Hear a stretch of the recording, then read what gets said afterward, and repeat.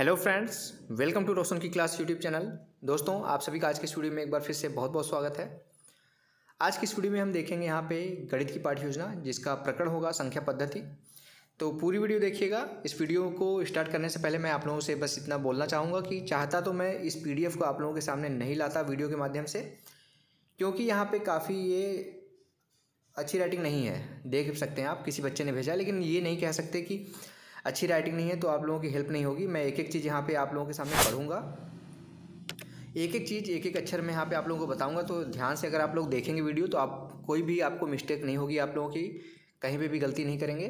बस आप लोग ध्यान से मेरी बातों को सुनिएगा यहाँ पे, क्योंकि चाहता तो मैं ये वीडियो नहीं बनाता, इस PDF का बनाने लायक नहीं था, लेकिन हो सकता है किसी बच्चे की इस वीडियो के माध्यम से हेल्प हो जाए, इसलिए इस बच्चे का जिसने मुझे PDF भेजा हुआ है इसको मैं यहाँ पर आप लोगों के सामने शेयर कर रहा हूँ। तो वीडियो को आपके ऊपर है, लाइक करिएगा, अगर अच्छी लगे तो, नहीं अच्छी लगे तो डिसलाइक भी कर सकते हैं, ऐसी कोई बात नहीं है। बस ये सोचिएगा कि आप लोगों की हेल्प के लिए ये वीडियो बनाई जा रही है। तो अगर डेली बेसिस पे, अगर इस तरीके की वीडियो तो नहीं दूंगा मैं, क्योंकि डेली बेसिस पे ऐसे दूंगा तो काफ़ी लोग नाराज़ हो जाएंगे।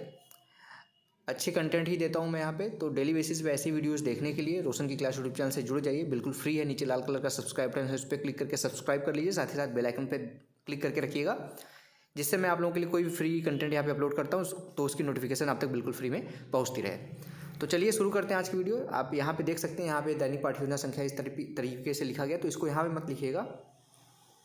मैं आप लोगों को पहले ही बताता आया हूँ कि जिस पेज पे आप पाठ्य योजना बनाना स्टार्ट करते हैं उसके बीचों बीच लिखा जाता है। यहाँ पे देखिए, इस बच्चे ने यहाँ पे इस साइड लिखा हुआ है, तो मैं जो कमियाँ है उसको भी बताता चलूँगा। बीचों बीच लिखिए, यहाँ पे लिखने की जरूरत नहीं है। उसके बाद विद्यालय का नाम लिखना होता है, जिस विद्यालय में आप पाठ्य योजना पढ़ाने के लिए जाते हैं। कक्षा हमारी आज की 10वीं है, विषय है गणित का। यहाँ मैथ की जगह गणित लिखिएगा, क्योंकि आप सारी चीज़ें हिंदी में लिख रहे हैं तो इसको भी हिंदी में लिखिएगा। दिनांक लिखना होता है, जिससे ये पता चलता है आपने किस डेट में कौन सी पाठ्य योजना बनाई है। कालांश यहाँ पे लिखना होता है, यहाँ पे देखिए सेकंड है, आपके अनुसार यहाँ पे आप अपने अनुसार यहाँ पे लिख लीजिएगा।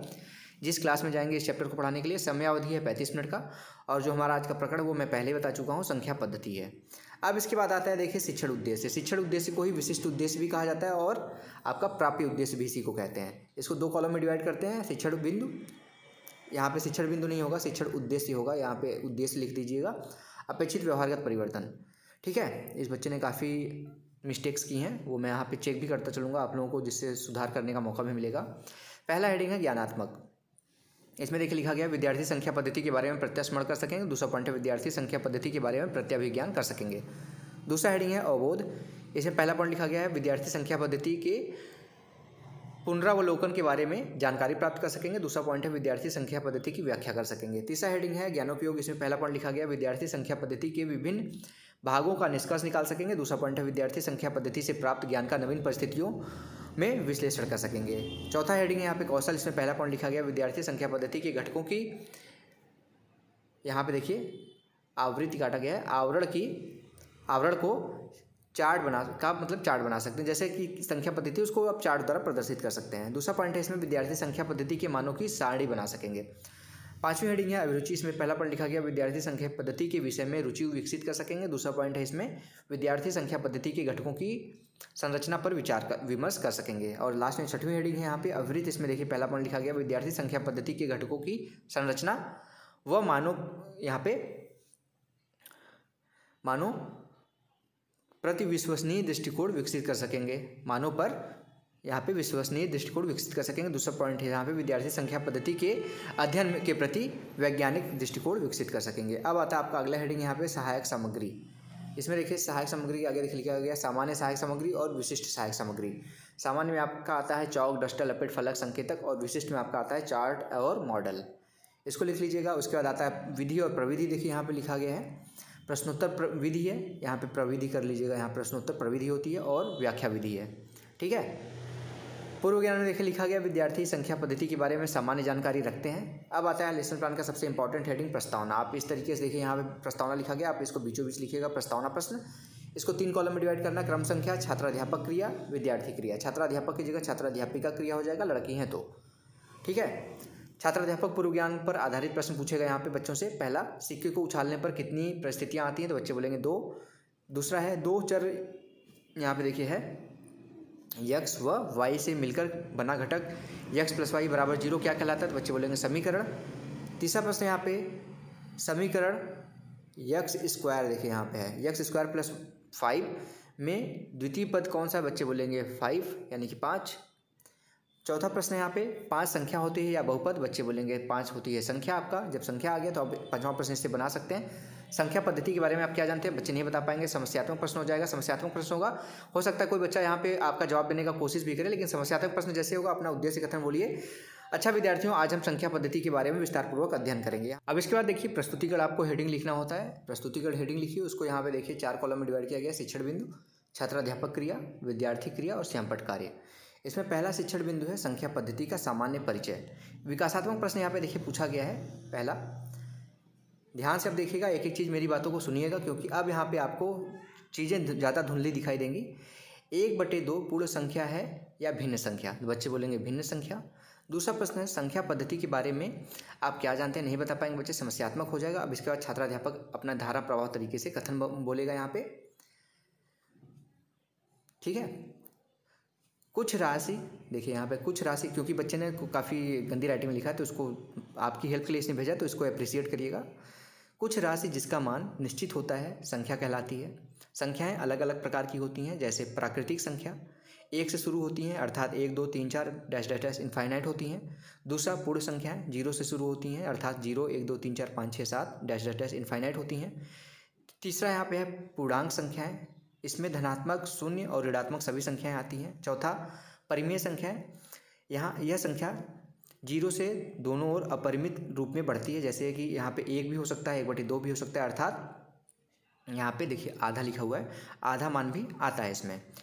2 परिमेय संख्याओं के मध्य अपरिमित संख्याएं होती हैं, जो 2 प्राकृतिक संख्याओं का योग व गुणा भी प्राकृतिक संख्या होती है। यही सारी चीज़ें यहाँ पे लिखी गई हैं। छात्र वाले कॉलम में आपको सेम चीज़ लिखना है, विद्यार्थी ध्यानपूर्वक सुनेंगे तथा अपने उत्तर पुस्तिका में मुख्य बिंदुओं को नोट करेंगे। और श्यामपट्ट वाले कॉलम में देखिए यहाँ पे लिखा गया है सारी चीज़ें, आप जो अभी आपने व्याख्या की उसमें से ही यहाँ पे अपरिमेय संख्या क्या है, पूर्ण संख्या क्या है, पूर्णांक संख्या क्या है, ये सारी चीज़ें यहाँ पे आप लिख सकते हैं, अपने अनुसार लिख लीजिएगा, गलत चीज़ लिखने की कोई ज़रूरत नहीं है। अब आता है यहाँ पे बोध प्रश्न। बोध प्रश्न देखिए, छात्राध्यापक बोध प्रश्न पूछेगा। प्राकृतिक संख्या कितने से शुरू होती है, बच्चे बोलेंगे 1 से। दूसरा है पूर्ण संख्या कितने से शुरू होती है, बच्चे बोलेंगे 0 से। दूसरा यहाँ पे शिक्षण बिंदु है अपरिमेय संख्याएं। विकासात्मक प्रश्न फिर बच्चों से पूछेगा टीचर। यहाँ पे देखिए रूट, यहाँ पे अंडर रूट का साइन बना हुआ है, इसमें रूट लिखा भी हुआ है। रूट या दशमलव में आने वाली संख्याएं क्या कहलाती हैं, बच्चे बोलेंगे अपरिमेय संख्याएं। दूसरा प्रश्न है अपरिमेय संख्याओं के बारे में आप क्या जानते हैं, बच्चे नहीं बता पाएंगे, समस्यात्मक प्रश्न हो जाएगा। फिर छात्राध्यापक यहाँ पे अपना कथन बोलेगा। और विद्यार्थी वाले कॉलम में देखिए लिखा गया, विद्यार्थी ध्यानपूर्वक सुनेंगे। यहाँ पे देखिए कथन बोला गया है, जब संख्याओं को संख्या रेखा पर समावेश किया जाता है तो परिमेय संख्याओं को दर्शाया गया। परिमेय संख्याओं के मध्य अपरिमेय संख्याएं विद्यमान होती हैं, जिन्हें अपरिमेय संख्याएं कहते हैं। अपरिमेय संख्याओं को P/Q के रूप में लिखा जाता है, जहाँ P और Q धनात्मक संख्या होती हैं और Q कभी भी 0 के बराबर नहीं हो सकता, ठीक है, अर्थात Q का मान 0 नहीं हो सकता। अपरिमेय संख्याएं, यहाँ पे देखिए, यहाँ पे बोल रहा हूँ अपरिमेय संख्याएं यहाँ पे अपरिमित रूप में होती हैं, ठीक है।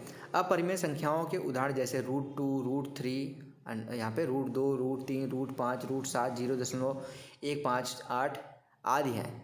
जब रूट का प्रयोग करते हैं तो यह मानकर चलते हैं कि वह धनात्मक संख्या का, यहाँ पे धनात्मक संख्या ही देगा। लेकिन अतः जैसे √25 का मान क्या होगा, 5 मान लेते हैं हम लोग, जबकि क्या होता है √25 का मान आपको पता है होना चाहिए, अगर आप मैथ के स्टूडेंट हैं तो इसका मान -5 और +5 दोनों आता है, ठीक है। लेकिन हम क्या मानते हैं, हमेशा 5 मान के चलते हैं, क्योंकि हम धनात्मक संख्या ही लेके चलते हैं। अपरिमेय व परिमेय संख्याओं का समूह वास्तविक संख्या यहाँ पे कहलाता है। छात्राध्यापक महत्वपूर्ण बिंदुओं को श्यामपट्ट पर लिखेगा। यहाँ पे महत्वपूर्ण बिंदुओं को श्यामपट्ट से आप उतार लीजिएगा। और महत्वपूर्ण बिंदुओं का मतलब ये होता है कि श्यामपट्ट पे लिखने का, जो आप अभी व्याख्या दे रहे हैं उसमें से जो इंपॉर्टेंट लगे आपको श्यामपट्ट पे लिखने के लिए, वो लिख लिया करिए अपने अनुसार ही। व्याख्या तो मैं आपको बता ही दे रहा हूँ। बोध प्रश्न है, √3 किसका उदाहरण है, बच्चे बोलेंगे अपरिमेय संख्या, ठीक है। दूसरा प्रश्न है यहाँ पे √25 का मान कितना है, बच्चे बोलेंगे 5। फिर तीसरा शिक्षण बिंदु है यहाँ पे देखिए वास्तविक संख्या। विकासात्मक प्रश्न फिर से टीचर पूछेगा। पहला प्रश्न है परिमेय व अपरिमेय संख्याओं का समूह क्या कहलाता है, बच्चे बोलेंगे वास्तविक संख्या। दूसरा प्रश्न है वास्तविक संख्या के बारे में आप क्या जानते हैं, बच्चे नहीं बता पाएंगे, समस्यात्मक प्रश्न हो जाएगा। फिर से यहाँ पे अपना व्याख्या करिए।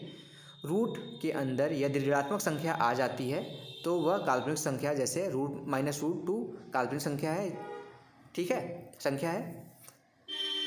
√2 का संख्या के अतिरिक्त जो संख्या होती है, ठीक है, वे सभी वास्तविक संख्याएं होती हैं। वास्तविक संख्याओं को R से व्यक्त करते हैं, कैपिटल R से। जैसे यहाँ पे देखेंगे -5 है, √5 है, 0 है, 1 है, 2 है, डैश डैश डैश करके, ये सभी वास्तविक संख्याएं हैं जिसको हम यहाँ पे 1/4 यहाँ पे लिखा गया। 1/4 क्या लिख सकते हैं? 0.25 ठीक होता है। अर्थात ऐसी परिमित स्थिति जिसके बाद दशमलव प्रसार समाप्त हो जाता है। जैसे यहाँ पे देखेंगे 1/4 का क्या मान होता है? 1/4 का यहाँ मान लिखा गया है 0.25। क्या इसके आगे ये संख्या बढ़ेगी? नहीं बढ़ेगी, यानी कि दशमलव के बाद वो मान समाप्त हो जाता है, उसका बढ़ने का मान प्रसार, यानी कि आगे जो बढ़ रहा था वो समाप्त हो जाता है। ऐसी जो संख्याएँ होती हैं उसको क्या कहते हैं? शांत दशमलव कहते हैं, जो लगातार बढ़ती नहीं जाती। जैसे अगर हम यहाँ पे बोले 1/3, तो ये क्या होगा? 1/3 आपका 0.333, ये बढ़ती चली जाएगी, तो ये शांत दशमलव नहीं है। जो रुक जाए वो शांत दशमलव कहलाता है। परिमेय संख्या का रूप P/Q होता है, अतः दशमलव वाली संख्याओं को परिमेय रूप में बदल सकते हैं। जैसे यहाँ पे अगर यहाँ पे देखिए लिखा गया है, ध्यान से देखिएगा, 2.152, ठीक है। जहाँ P व Q पूर्णांक है तो 2.152 को यहाँ पे हम क्या लिख सकते हैं? 2152/1000 लिख दिया गया, क्योंकि दशमलव के आगे 3 संख्या है तो 3 यहाँ पे 0 बढ़ा दिया गया, दशमलव हटा दिया गया। इसको P/Q के बराबर कर दिया गया, अतः यह परिमेय संख्या, जिसको हम P/Q के फॉर्म में लिख सकते हैं, उसको हम परिमेय संख्या कहते हैं, ठीक है। छात्र जो है यहाँ पे श्यामपट्ट पे सारी चीज़ें महत्वपूर्ण बिंदुओं को लिखेगा। अब आता है बोध प्रश्न। यहाँ पे बोध प्रश्न में देखिए पूछा गया √2 कौन सी संख्या? बच्चे बोलेंगे काल्पनिक संख्या। दूसरा प्रश्न है एक परिमित स्थिति जिसके बाद दशमलव प्रसार समाप्त हो जाता है, क्या कहलाता है? तो शांत दशमलव कहलाता है। अब यहाँ तक तो आपको अभी तक कोई दिक्कत नहीं आया होगा, लेकिन जो यहाँ पे श्यामपट्ट पे कार्य लिखा गया ना, इसमें आपको नोट करने में दिक्कत आएंगे प्रश्न। इसको मैं रोक दे रहा हूँ, अगर आप लोग देख के लिख पाएँ तो लिख लीजिएगा, इसको लिखने की जरूरत वैसे है नहीं। यहाँ पे अपने अनुसार भी आप प्रश्न बना के लिख सकते हैं, एक बार देख के लिख लीजिएगा। अब लास्ट में आता है यहाँ पे लघुत्तरी प्रश्न। लघुत्तरी प्रश्न में देखिए यहाँ पे दिया गया है 4 संख्या 1 से कौन सी है? यहाँ पे 4 संख्या यहाँ पे दी गई, जैसे पूर्ण संख्या, प्राकृतिक संख्या, पूर्णांक संख्या और परिमेय संख्या, इसके बारे में आपको बताना है। और लास्ट में आता है निबंधात्मक प्रश्न, जिसको आप गृह कार्य में देंगे। यहाँ पे देखिए प्रश्न दिया गया संख्या पद्धति के बारे में विस्तार से वर्णन कीजिए। तो ये था दोस्तों आज का लेसन प्लान। इस PDF की जरूरत तो वैसे आपको है नहीं, अगर फिर भी आपको डाउनलोड करना है तो आप रोशन की क्लास टेलीग्राम चैनल से डाउनलोड कर सकते हैं। और एक चीज़ मैंने यहाँ पर पढ़ा है, थोड़ी बहुत मिस्टेक होगी अगर, तो आप उसको सुधार लीजिएगा, क्योंकि मैं चाहता तो ये वीडियो आप तक नहीं पहुँचाता, लेकिन हो सकता है संख्या पद्धति पे किसी को बच्चे को बनाना हो, जिससे यहाँ पे वीडियो के माध्यम से उसको थोड़ा बहुत भी हेल्प हो रहा हो, तो उससे मेरा यहाँ पे जो उद्देश्य है आप लोगों तक वीडियो बनाने का वो पूरा हो रहा है। तो दोस्तों अगर अच्छी लगी वीडियो, मेरा यहाँ पे जो कार्य है वो अच्छा लगा हो आप लोगों की हेल्प करना, तो प्लीज़ वीडियो को लाइक करिएगा। और डेली बेसिस पे ऐसे ही इन्फॉर्मेटिव वीडियोज़ देखने के लिए गारंटी लेता हूँ कि इस तरीके की राइटिंग आपको आगे चल के देखने को नहीं मिलेगी, मैं ऐसी वीडियो बनाऊँगा ही नहीं, ठीक है। तो अगर अच्छी लगी तो प्लीज़ वीडियो को लाइक करिएगा, और डेली बेसिस पे ऐसे ही वीडियोस देखने के लिए रोशन की क्लास यूट्यूब चैनल से जुड़ जाइए, बिल्कुल फ्री है। नीचे लाल कलर का सब्सक्राइब बटन, उस पर क्लिक करके सब्सक्राइब कर लीजिए, साथ ही साथ बेल आइकन को दबा के रखिए। तो फ्रेंड्स मिलते हैं नेक्स्ट वीडियो में, तब तक के लिए आप सभी का बहुत बहुत धन्यवाद। जय हिंद, वंदे मातरम।